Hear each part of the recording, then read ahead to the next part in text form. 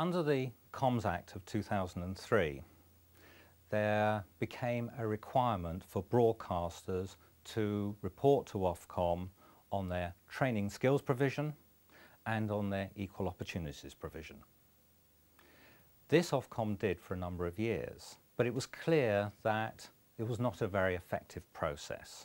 Data was being gathered, but there was definitely within the industry, the broadcasters, and particularly in Ofcom, a kind of so what attitude to all of this. We've got the data, but it isn't doing us anything substantive. Ofcom took the bold move of suggesting that an alternative mechanism might produce more effective results, and that mechanism being co-regulation. Well, I think co-regulation is really about approaching this work much more from a partnership perspective.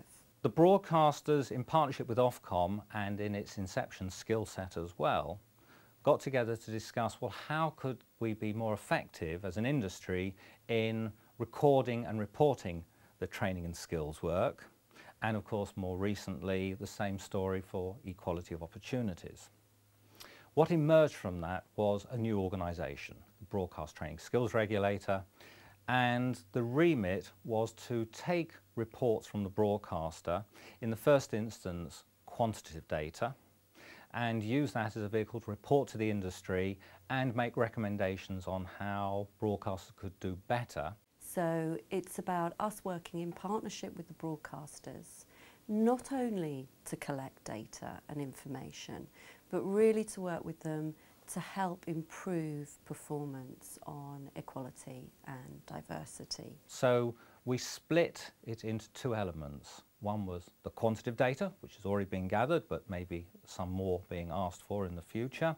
But the qualitative side of it was a self-evaluation programme which enabled the broadcasters to look at their own capabilities, look at where they are, and more importantly think about, well, what can they do more effectively in the future? And to really help broadcasters see how they can draw advantage from equality and diversity for their own organisations.